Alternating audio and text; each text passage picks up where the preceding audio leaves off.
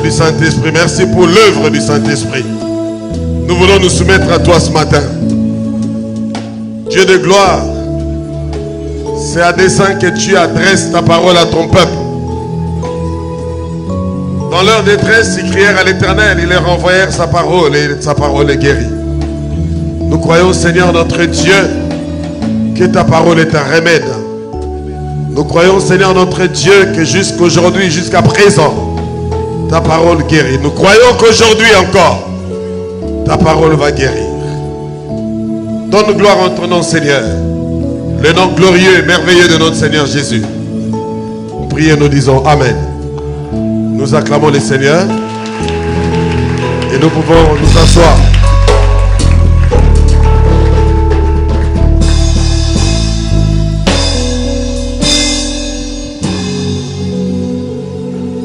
Gloire à Dieu. Je vous salue au nom de Jésus-Christ. Je vous salue au nom de Jésus-Christ. J'ai l'impression que je suis plusieurs. Je vous salue au nom de Jésus-Christ. Alors, bien-aimés dans les Seigneur, je vais vous demander un peu de votre temps pour écouter la parole du Seigneur. Quand je dis un peu de votre temps, c'est un peu de votre temps. Mais j'aimerais te dire que j'ai l'intention de ne pas être long ce matin. Mais je suis déterminé à ce que quelque chose se passe dans ta vie ce matin. Je dis que ce n'est pas le fait de ne pas être long qui justifie ce qui va se passer ce jour en ces lieux.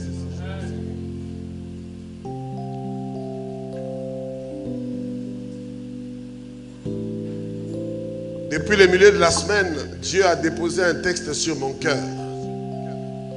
J'étais fort embêté parce que généralement j'ai du mal à construire un sermon sur ce que j'ai abordé peut-être il y a quelques temps, peut-être même des années, mais enfin j'ai souvent du mal. Et je me disais, pourquoi le Seigneur veut que je puisse bénir le peuple avec ces textes. Mais je me soumets donc à la volonté du Seigneur et ce matin, j'aimerais que nous puissions lire Marc chapitre 7, le verset 32 au verset 35. Marc chapitre 7, du verset 32 au verset 35. Nous lisons la parole du Seigneur. On lui amena un sourd qui avait de la difficulté à parler. Marc chapitre 7, verset 32 au verset 35. Je pense qu'il faudrait donner le temps à ceux qui ouvrent leur Bible de trouver le texte pour que nous puissions lire ensemble. Amen. Voilà, Marc chapitre 7, 32, 35.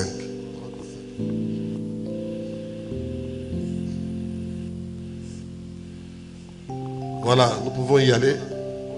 On lui amena un sourd qui avait de la difficulté à parler. Et on le pria de lui imposer les mains. Il le prit à part, loin de la foule, lui mit les doigts dans les oreilles et lui toucha la langue avec sa propre salive.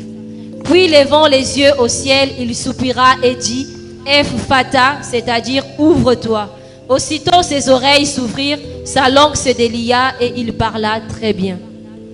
Est-ce qu'on peut relire ce texte, s'il vous plaît? On lui amena un sourd qui avait de la difficulté à parler. Et on le pria de lui imposer les mains. Il le prit à part, loin de la foule, lui mit les doigts dans les oreilles et lui toucha la langue avec sa propre salive. Puis, levant les yeux au ciel, il soupira et dit « Ephphata », c'est-à-dire « Ouvre-toi ». Aussitôt ses oreilles s'ouvrirent, sa langue se délia et il parla très bien. Bien-aimés dans le Seigneur, la Bible déclare ici que l'on a emmené à Jésus une personne qui avait des difficultés à parler. Il était sourd et il avait des difficultés à parler. On lui amena la personne pour qu'il lui impose les mains. Je suis en train de parler ce matin. Je pense que c'était une très bonne initiative que on a eu. La Bible dit on lui emmena. Je ne sais pas si c'était ses amis, ses parents, ou alors une foule de personnes Mais ce que je sais, c'est que l'initiative d'aller à Jésus ne venait pas de lui-même. C'est d'autres personnes qui l'emmènent à Jésus. Je suis en train de parler à quelqu'un ce matin. Ici, nous avons affaire à quelqu'un qu'on amène à Jésus. J'imagine que cette personne n'avait peut-être pas activé sa foi. J'imagine que cette personne allait être bénéficiaire de la foi de ceux qui l'ont amené. Je me dis que c'est ceux qui l'ont amené qui croient que Jésus représente quelque chose. Je crois que ceux qui l'ont amené avaient une certaine révélation de Jésus. Mais lui-même, probablement pas. Je dis bien probablement pas. Autrement, il serait parti lui-même. Aveugle de son état. Bartimée n'a pas été conduit à Jésus. Il a simplement entendu parler de Jésus qui passait et il s'est mis à crier. Mais ici, il s'agit d'une personne qu'on amène. C'est une personne qu'on amène. Mais j'aimerais dire également à celui qui est sous le ton de ma voix qu'il y a tout de même un problème ici, parce que c'est vrai qu'ils sont de bonne foi, ceux qui l'emmènent à Jésus. Mais il y a un problème parce que quand ils l'emmènent à Jésus, malgré qu'ils sachent qui est Jésus, je me dis que leur révélation de Jésus est quelque peu tronquée. C'est une révélation incomplète. Parce que il l'emmène à Jésus pour que Jésus lui impose les mains. Comme quoi, pour eux, la grâce, la bénédiction, le miracle ne pouvait être communiqué que par imposition des mains. Je suis en train de parler à celui qui est sous le toit de bois. Souvent nous venons à Dieu, mais nous venons à Dieu à la manière de Naaman le Syrien. Tu penses que lorsque tu arrives à Dieu, Dieu doit faire les choses que toi tu veux qu'il fasse. Si tu veux qu'il t'impose les mains, tu voudras qu'il t'impose les mains. Si tu veux qu'il fasse une déclaration, comme nous sommes à une époque où les hommes aiment les déclarations, tu t'attendras à une déclaration. Lorsque tu vas à Dieu et que l'on ne t'accueille pas, sinon l'on ne fait pas ce que toi tu voulais qu'on fasse, ta foi est ébranlée et tu passes parfois à côté de ta bénédiction. Je suis en train de dire à celui qui est sur de ma voix que l'Éternel mon Dieu est multisystème. Non, tu l'as entendu. L'Éternel mon Dieu est multisystème. L'Éternel mon Dieu est multisystème. L'Éternel mon Dieu est multisystème. Il ne se contente pas seulement que de toucher. Il ne se contente pas seulement que de parler. Mais il y a de multiples formes qu'il peut utiliser pour pouvoir bénédiction à la vie d'une personne.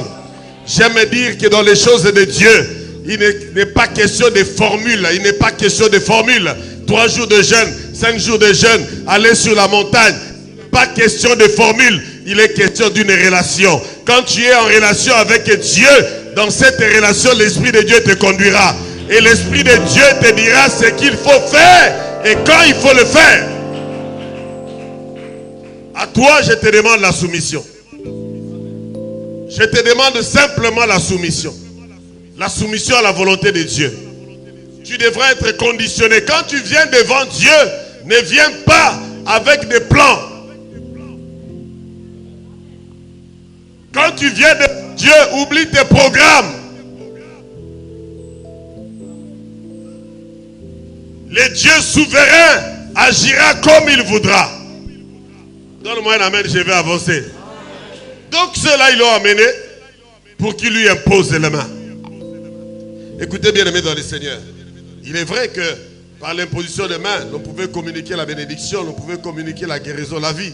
Mais j'insiste et je dis, ce n'est pas le seul moyen que Dieu utilise pour faire du bien à quelqu'un. Donne-moi un très bon amen. Bien aimés dans le Seigneur, alors que ce sont ces personnes-là qui l'ont amené, Alors qu'il n'y a pas de secret entre ces personnes et la personne qu'on vient d'emmener. Jésus décide d'emmener à part cette personne. Jésus décide de s'éloigner de la foule. Jésus décide de s'écarter de la foule. Je suis en train de parler à celui qui est sous le ton de ma voix. Et j'ai dit que tu as besoin de t'écarter de la foule. J'ai dit à quelqu'un, tu as besoin de t'éloigner de la foule. Je t'ai dit que tu as besoin de te séparer. Tu as besoin de te mettre à part. Il y a des moments où tu n'as pas besoin d'être dans la foule, mais tu as besoin d'être seul avec Dieu. Il y a des choses qui se passent lorsqu'on est seul avec Dieu. J'ai dit à celui qui est sur le ton de ma voix, c'est lui qui nous encourage à communier, à vivre avec les autres, nous montre qu'il y a des moments où nous devons être à l'écart. Je ne te demande pas d'être à l'écart toi-même. Parce que quand tu es à l'écart toi-même, tu auras des mauvaises pensées. Je te demande d'être à l'écart avec Dieu. Je ne te demande pas de prendre la décision de te mettre à l'écart. Parce qu'ici, ce n'est pas l'homme qui a dit, si tu veux me faire du bien, je veux qu'on se mette à côté. Non, la Bible me montre ici que c'est Jésus qui prend l'initiative de se séparer. J'entends souvent les gens dire, je vais en retraite. Et quand tu dis, mais pourquoi tu vas en retraite? Il dit, je vais en retraite pour ma vie spirituelle. Voilà, nous sommes dans des clichés. Nous sommes dans la routine. Tu vas en retraite pour ta vie spirituelle. Qui t'a dit d'aller en retraite? Qui t'a dit qu'en ce moment-là, Dieu a besoin de toi là-bas? Qui te l'a dit? Alors que Dieu peut-être a besoin de toi dans son champ. Toi, tu te retires unilatéralement du champ de Dieu pour aller en retraite pour ta vie spirituelle. Moi, je sais une chose. Que chacun de nous a reçu quelque chose de la part du Seigneur. Pour qu'il le mette au service des autres. Je suis en train de dire à celui qui est sous le ton de ma voix que la conception déjà priée pour ma vie spirituelle est une conception quelque peu égocentrique. C'est une conception qui ne concerne pas la communauté. J'ai dit à celui qui est sous le ton de ma voix, celui qui est rempli du Saint-Esprit, né de nouveau, rempli du Saint-Esprit, généralement, il cherche l'intérêt collectif, l'intérêt communautaire. Et en cherchant l'intérêt communautaire, il va trouver sa propre part.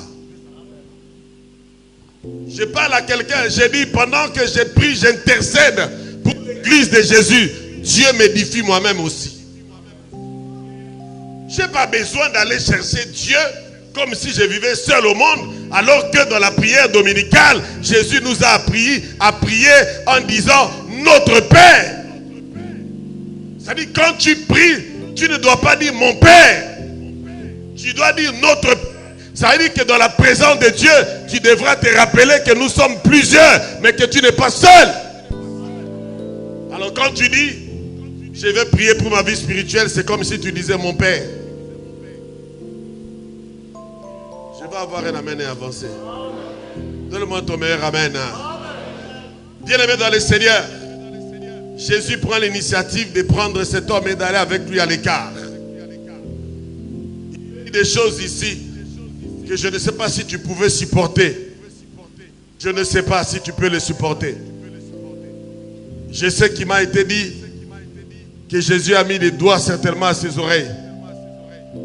On me dit que Jésus a craché. Et avec son doigt, il a touché la langue de cette personne. Dis avec moi signe. Dis encore avec moi signe. Je vais dire à celui qui est sous le ton de ma voix qu'il est arrivé à Jésus plusieurs fois dans la Bible d'utiliser certaines méthodes spéciales et particulières pour apporter la guérison à une personne. Dis encore avec digne. Nous nous rappelons du fait que Jésus a pris de la boue, il a mélangé avec sa salive toujours. Il a mis aux yeux de quelqu'un qui était aveugle, il a recouvré la vue. Nous avons vu Jésus envoyer quelqu'un aller se laver à Siloé. Dieu ici utilise, moi j'appelle ça des actes prophétiques. C'est des actes prophétiques pour apporter la guérison à quelqu'un. Mais ici la Bible dit Jésus a craché. Je suis en train de dire à quelqu'un, tu es devant Jésus, il crache et il met sa salive sur son doigt et il touche ta langue. Quel est le sentiment que tu as? Laisse-tu Jésus faire? Je suis en train de dire à celui qui est sur le ton de ma voix, il peut arriver que pour que Jésus fasse quelque chose pour toi, il te demande de faire quelque chose ou il te fait accepter quelque chose que tu auras du mal, que ton intelligence aura du mal à accepter. Mais moi je dis à celui qui est sur le ton de ma voix, tu dois faire le choix entre la foi d'abord, la foi en l'homme Jésus et également la quête de ta guérison et tes précautions et ton hygiène et tout le reste. Quelqu'un me dit un bon amen. Mais j'aimerais tout de suite mettre en garde quelqu'un pour te dire, ne te fie pas à n'importe quel temps qui va te demander de lécher ses pieds ou de lécher son dos pour recevoir quelque bénédiction que ce soit. Ce que Jésus a fait ici n'a pas une valeur ou un caractère normatif. Ce n'est pas une norme. Quand il a partagé la scène, il a dit faites ceci en mémoire de moi. Il a baptisé, les gens ont été baptisés. Il nous a dit baptisez-le. Quelqu'un dit un bon amen. Il y a des choses que Jésus nous demande expressement de faire. Il y a des choses que Jésus ne nous demande pas de faire.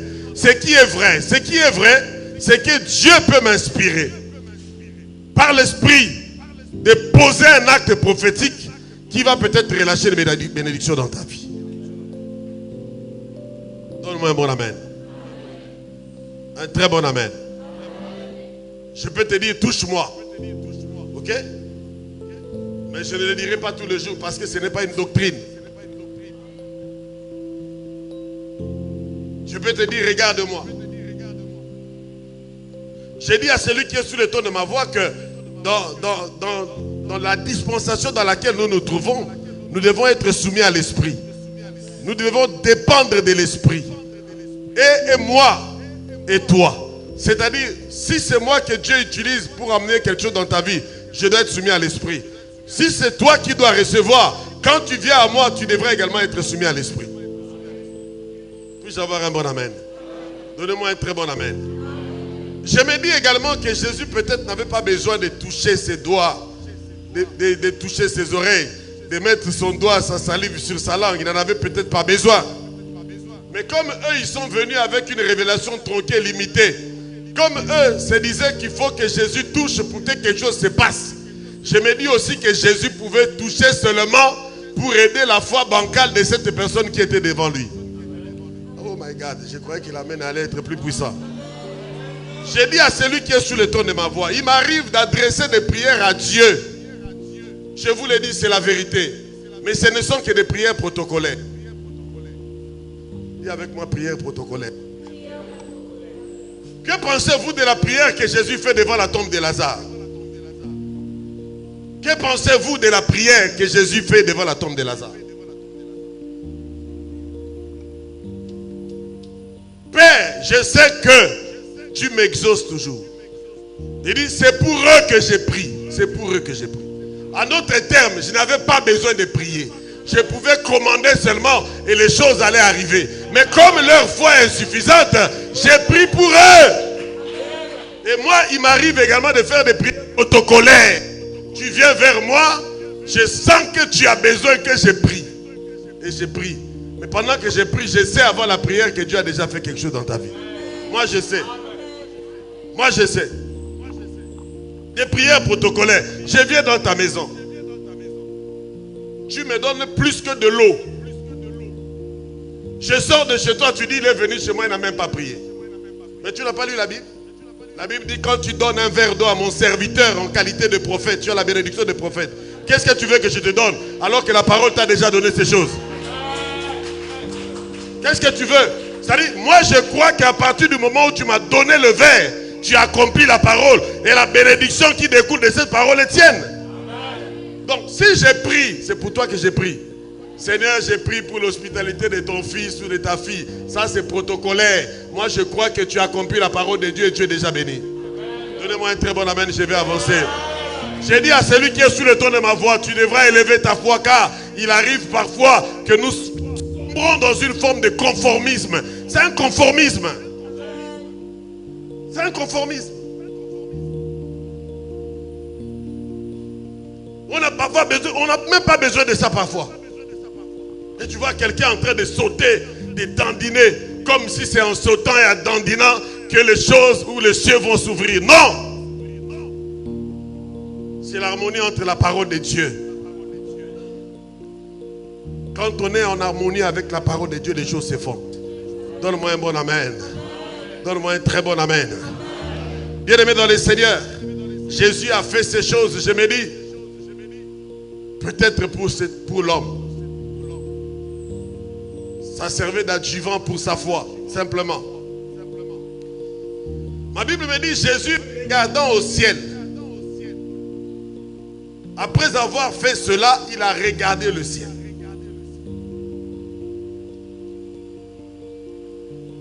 Jésus a regardé le ciel. J'ai envie de dire, qu'est-ce qu'il cherchait au ciel? Non, vraiment, je suis sincère. Je dis, qu'est-ce qu'il cherchait au ciel quand je sais qu'en lui habitait corporellement toute la plénitude de la divinité?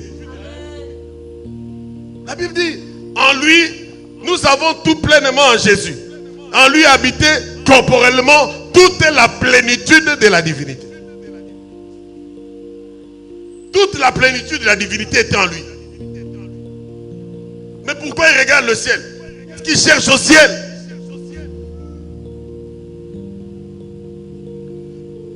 Je poserai la question.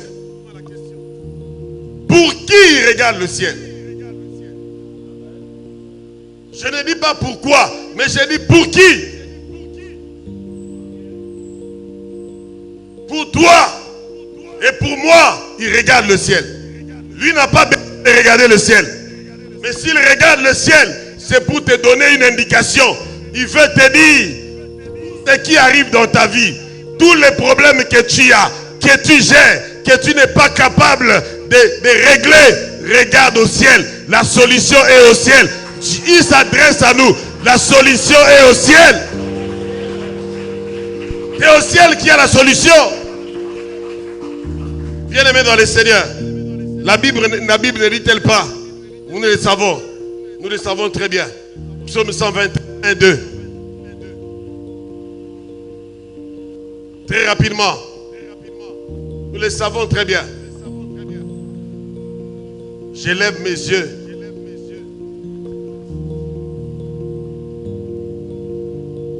Il faut qu'il y ait un suppliant pour la lecture de temps en temps quand ça traîne quelqu'un d'autre lit. Parce que après là, c'est comme si on est en complicité avec l'ennemi pour freiner l'onction qui est sur ce lieu. Psaume 121. 1, 2, j'avais dit.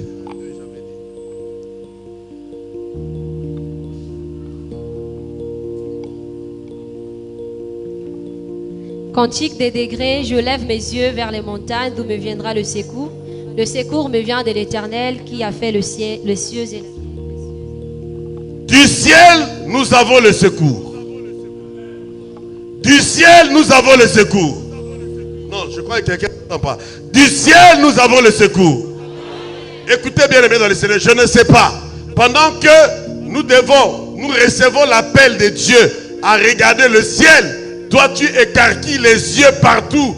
Tu regardes partout, sauf au bon endroit. Tu regardes partout, sauf au bon endroit. Je suis venu te dire que Jésus nous donne une indication. Ce n'est pas à ton oncle, ce n'est pas un frère, ce n'est pas une soeur, ce n'est pas un homme que tu devras regarder, mais c'est au ciel que tu dois regarder.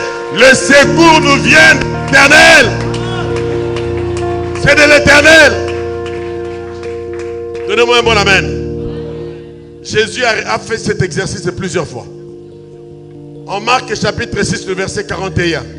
Alors, sur le point de régler un problème, Des provisions, des provisions, des provisions. J'ai dit bien un problème de provision. Il lève les yeux vers le ciel. Marc chapitre 6, le verset 41. Il prit les 5 pains et les 2 poissons, et levant les yeux vers le ciel, il rendit grâce. Puis il rompit les pains et les donna aux disciples. J'ai dit à celui qui est sur le ton de ma voix, pour tes problèmes de provision, quand tu as l'impression que ce que tu possèdes, ce que tu as, ne peut pas suffire à satisfaire tes besoins, ne regarde pas à une tierce personne, regarde au ciel. Jésus nous montre le chemin. Il dit, bon, quand tu as des problèmes de difficultés, quand tu as des problèmes avec ta provision, regarde au ciel. Je parle à quelqu'un. Je ne sais pas comment tu t'en sors. Je ne sais pas si avec ton salaire, tu peux nouer les 2 bouts de moi. Mais moi, je sais une chose. Quel que soit ton salaire, si tu lèves les yeux vers l'Éternel, il va opérer sa multiplication pour qu'avec peu, tu puisses faire beaucoup. J'ai dit avec peu, tu feras beaucoup. J'ai dit avec peu, tu feras beaucoup. Je déclare qu'avec peu, tu feras beaucoup au nom de...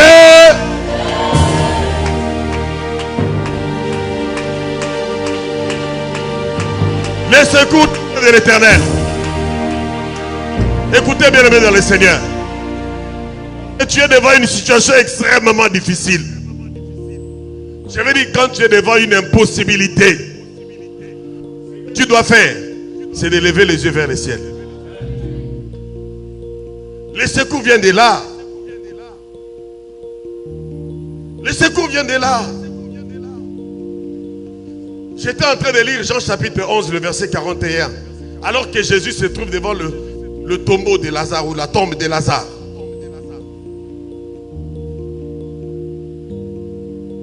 Je te parlais tout à l'heure de la prière protocolaire que Jésus a faite. Jésus est devant le tombeau de Lazare. On lui présente ce cas comme étant une impossibilité. On lui reproche d'être arrivé en retard. Comme quoi, il était déjà trop tard. Qui avait rien à faire, l'homme était mort. Même plus. Pour les Juifs, compte tenu du temps qu'il avait déjà passé dans le caveau, son esprit avait déjà quitté les lieux. Son esprit avait déjà quitté les lieux. Parce que les Juifs, ils s'imaginaient que pendant 1, 2, 3 jours, le corps d'une personne peut être là. Mais le 4e jour, il n'est plus là-bas. Il sent déjà. On lui dit, ça fait 4 jours qu'il est là. Ça dit que son esprit n'est plus là. Même si toi, tu peux faire un miracle. Mais là, même le miracle n'est pas possible. Que fait Jésus? Ils ôtèrent donc la pierre et Jésus leva les yeux en haut et dit. J'ai dit à quelqu'un, Jésus lève encore les yeux. Il lève les yeux. Il lève les... J'ai dit à quelqu'un, quand tu es devant une impossibilité, que fais-tu? Il y en a même devant l'impossibilité, au lieu de lever les yeux, ils baissent les yeux. Ils ont honte. Ils sont confondus. Jésus ne baisse pas les yeux. Jésus ne regarde pas au procurateur. Jésus ne regarde pas à Joseph d'Arimathée, à Nicodème. Jésus lève les yeux. J'ai dit à celui qui est sous le ton de ma voix, c'est une indication pour toi et moi. Devant l'impossibilité, lève les yeux vers le ciel. Lève les yeux vers l'Éternel. Et l'Éternel lui-même s'occupera de régler la situation. Donne-moi un meilleur amen. Donne-moi un meilleur amen. Donne-moi un meilleur amen. Écoutez bien aimé dans le Seigneur. Lorsqu'il lève les yeux, après il soupire. Il soupire. Il soupire. Je me dis, mais pourquoi soupire-t-il? Non, en réalité, tu ne peux véritablement rien faire pour quelqu'un si tu n'éprouves rien pour la personne. Ici, Jésus a éprouvé de la compassion pour les souffrances de cet homme. Vous savez, cette personne, la Bible dit qu'il était sourd et qu'il parlait avec difficulté, ça veut dire quoi? Est-ce qu'il était totalement muet? J'ai dit non, il n'était pas totalement muet, selon que la Bible nous le dit. C'est même la raison pour laquelle je me dis que cet homme n'a pas été toujours sourd, n'a pas toujours été sourd-muet. Parce que je ne peux pas comprendre qu'une personne qui n'entende pas puisse parler, même s'il parle avec difficulté. Parce que nous ne disons que ce que nous entendons. On me dit un bon amen. Donc quand quelqu'un est sourd, c'est difficile qu'il parle. Alors si quelqu'un est sourd, mais il parle avec difficulté, ça veut dire que quelque chose s'est passé dans sa vie. Quelque chose a altéré le fonctionnement de son auditif et de sa diction. Quelque chose.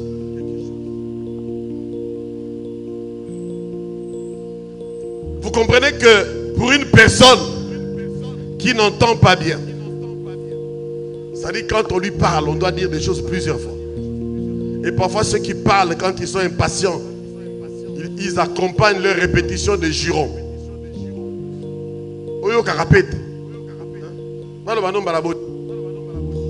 Quelqu'un dit un bon amen. De la même manière, quand quelqu'un parle, mais pas distinctement, pas clairement, il doit répéter plusieurs fois, parfois la même phrase pour que son message passe.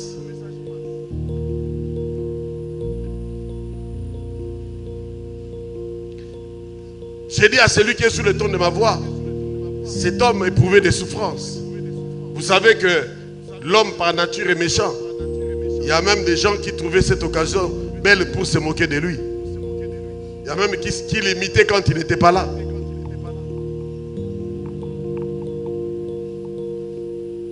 J'ai dit à celui qui est sous le ton de ma voix, une souffrance en entraîne d'autres. Tu peux avoir un problème parce que tu n'entends pas, mais après, tu ne parleras pas. Et après, tu seras l'objet des railleries, des moqueries. Il y a des gens qui ont des problèmes. Peut-être que tu entends bien, peut-être que tu parles bien, mais tu es sujet à la raillerie, aux moqueries. On se moque de toi, on te méprise. Tu souffres dans ton âme parce qu'on ne te considère pas.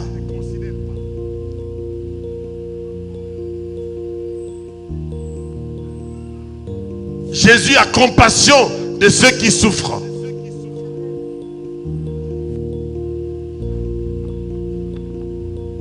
Jésus est prêt de toute âme contrit. Je parle à quelqu'un, si tu souffres véritablement, Jésus n'est pas loin de toi. Vous savez, Jésus est sorti même une fois de sa zone de confort. Il est allé dans les régions de Tyr et de Sidon pour aller y rencontrer la femme syrophénicienne qui avait sa fille qui l'a tourmentée. Lui-même dit, je n'ai été envoyé qu'auprès des brebis perdues de la maison d'Israël. Mais que fais-tu là-bas? J'ai dit à celui qui est sous le ton de ma voix, Jésus est inspiré, Jésus est attiré par nos problèmes. Quand tu as des problèmes, quand tu as des difficultés, tu aspires Jésus. Il peut même quitter sa zone de confort. Il peut quitter sa zone prophétique. Il peut quitter la zone de sa mission pour aller te chercher là où tu es. J'ai dit à quelqu'un, Jésus n'est pas loin de toi. Il est à côté de toi. Il est là. Il est là. Il a compassion de toi. Et la compassion de Jésus est une compassion qui est active.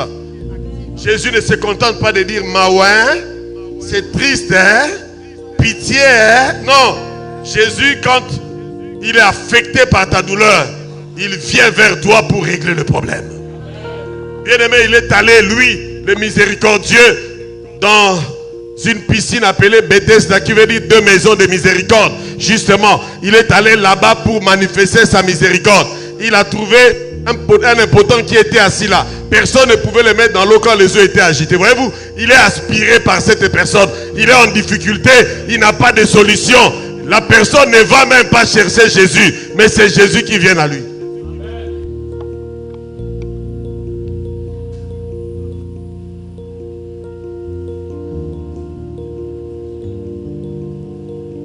Jésus a dit, il lève les yeux, il soupire et il dit, Ephphatha. Ephphatha. Pour la forme, tu peux mettre comme titre aujourd'hui Ephphatha. Ephphatha. Ephphatha qui veut dire ouvre-toi. Bien aimé, quand j'aborde ce texte, je suis en difficulté. J'ai lu le texte sur plusieurs versions. Mais par moments, je me demande, qu'est-ce qui s'ouvre? Je suis vraiment sincère, humble devant vous. Quand il dit ouvre-toi, il s'adresse à qui? Il s'adresse à la bouche ou il s'adresse au ciel? Je ne sais pas la version que tu as devant les yeux, mais moi, j'ai lu plusieurs versions.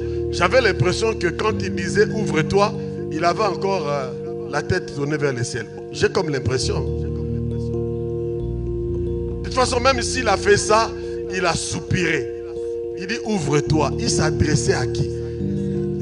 J'ai pris Dieu par le Saint-Esprit de me montrer le film de ce moment-là. Je veux voir dans quelle direction il regardait quand il disait ouvre. Qu'à cela ne tienne. Qui s'adresse au ciel ou à la personne? Le résultat, c'est que ouverture, il y a eu. Donnez-moi un bon amen. Donnez-moi un très bon amen. Ouvre-toi. Ouverture, il y a eu. J'ai dit à celui qui est sous le ton de ma voix. Pourquoi Jésus n'a pas fait comme les autres fois, où il priait pour qu'une personne recouvre la vue, pour qu'un impotent marche? Pourquoi il parle en termes d'ouvrir? Je me dis, il y avait quelque chose qui était fermé. Ce matin, je suis venu parler aux personnes qui sont devant des choses fermées. Ce matin-là, je suis venu pour toi. Si devant toi, tu as l'impression que ta voie est fermée, tu ne peux pas avancer, je suis venu pour toi. Si tu as l'impression que tu es dans une voie sans issue, j'entends souvent les gens en patois dire Banzela nanganyo se kangami. Soki banzela na onyo se kangama, je suis venu pour toi. Je suis venu pour toi, pourquoi? Parce que ma Bible me dit dans Ésaïe chapitre 22, le verset 22, et cette prophétie parle de Jésus. Parce que je le retrouve encore dans Apocalypse chapitre 3, le verset 7. La Bible dit qu'il aura les clés de David. Il ouvrira, personne ne fermera. Il fermera, personne n'ouvrira. Je suis venu dire à celui qui est sous le ton de ma voix, Jésus a les clés de David. Jésus a les clés de David. Jésus a les clés de David. Tu as dit qu'il était le fils de David. Mais moi je suis venu te dire qu'il est le fils de David et il a les clés de David. Il ouvre, personne ne ferme. Il ferme, personne n'ouvre. Donnez-moi un très bon amen. Donnez-moi un meilleur amen. Bien aimé dans les sectes. Une chose est d'avoir une clé. Une autre chose est d'actionner la clé. La bonne nouvelle que j'ai pour toi, c'est que non seulement que Jésus a la clé, mais il a la volonté de l'utiliser. Il a la volonté de l'actionner. La preuve, devant le cas de cette personne qu'on lui a amenée, il a dit, ouvre-toi. J'imagine que Jésus a utilisé la clé qu'il avait reçue. Jésus a utilisé l'autorité qu'il avait. Ici, il s'agit de l'autorité du roi qui consiste à ouvrir et qui consiste à fermer, Quand il ouvre, personne ne peut fermer. Quand il ferme, personne ne peut ouvrir. Donnez-moi un très bon amen. Bien-aimé dans le Seigneur, je ne sais pas. Je ne sais pas dans quelle situation tu te trouves. Ce que je sais, c'est que Jésus a les clés. Et il a la volonté de l'utiliser. Et il veut l'utiliser pour ta vie. Tu sens que tu es bloqué. Tu sens que tu ne peux plus aller de l'avant. Tu sens que tu ne peux pas t'épanouir. Tu sens que tu fais des affaires, mais c'est comme si tout est plafonné. Tu ne peux pas aller au-delà d'une certaine dimension. Je suis venu te dire que Jésus a les clés. Il veut ouvrir aujourd'hui. Il veut ouvrir aujourd'hui pour toi. Sur cette parole que nous t'apportons aujourd'hui, Jésus est en train d'ouvrir. Jésus est venu ce matin pour ouvrir. J'ai dit, tu vas rentrer dans le prochain mois avec un chemin ouvert. Tu vas entrer dans le prochain mois, les portes seront ouvertes. Tu vas entrer dans le prochain mois, tout ce qui était fermé sera ouvert. Je déclare sur ta vie, bien-aimé, l'ouverture. Sur ta vie, je déclare l'ouverture. Sur ta vie, je déclare l'ouverture. Sur ta vie, je déclare l'ouverture. Sur ta vie, je déclare l'ouverture. Si tu crois, dis avec moi, Ephata. Dis encore avec moi, Ephata. Ephata. Bien-aimé dans le Seigneur, tout peut s'ouvrir. Tout peut s'ouvrir. Tout à l'heure, je disais, je me demandais quand il disait ouvre-toi, s'il s'adressait à l'homme ou s'il s'adressait au ciel. Après, j'ai dit à quelqu'un, j'ai quand même la certitude qui peut s'adresser au ciel. On peut me donner un bon amen? Ma Bible me dit, apportez à la maison du trésor vos dîmes et vos offrandes, et vous verrez si je n'ouvre pas pour vous les écluses des cieux. Si je n'ouvre pas pour vous les écluses des cieux. Celui qui est sous le ton de ma voix, ce ne sont pas vos dîmes et vos offrandes qui ouvrent, c'est lui qui ouvre. Quand toi tu amènes ta dîme et ton offrande, tu le conditionnes pour que lui puisse ouvrir. Ce que je note, c'est qu'il est capable d'ouvrir les écluses des cieux. Et quand il ouvre les écluses des cieux, qu'est-ce qui se passe? Qu'est-ce qui se passe? C'est la pluie. C'est la pluie. Dis avec moi, Ephata. Quand tu le dis, les cieux s'ouvrent et la pluie de la faveur tombe sur toi. Dis avec moi, Ephata. Dis encore avec moi, Ephata. Dis encore avec moi, Ephata. Je déclare sur toi que les écluses des cieux s'ouvrent sur toi. Une pluie abondante de bénédictions. Une pluie abondante de bénédictions.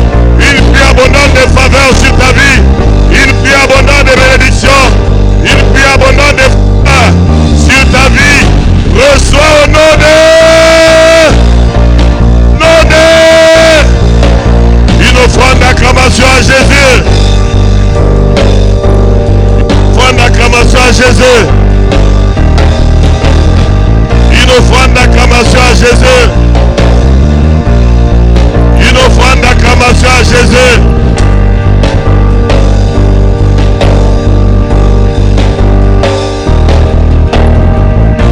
Merci. Reste debout devant le Seigneur. Reste debout devant le Seigneur. Shabla raria kaseke shababu asai. Iniraya basablo shiki yandaria rarakaseke shoblo de ça. Merci Jésus.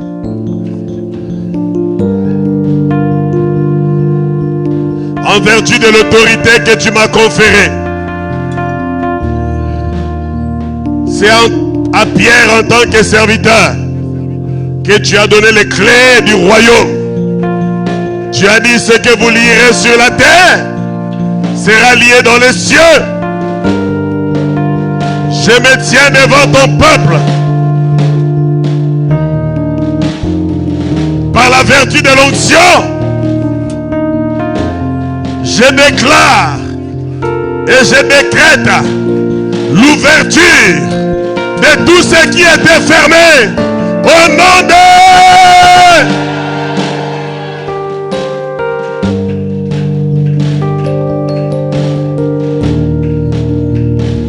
Tout ce qui était fermé s'ouvre. Je le dis encore, tout ce qui était fermé s'ouvre. Tout ce qui était fermé s'ouvre. Tout ce qui était fermé s'ouvre. Tout ce qui était fermé s'ouvre. Dis avec moi, Ephata. Acclame puissamment le Seigneur.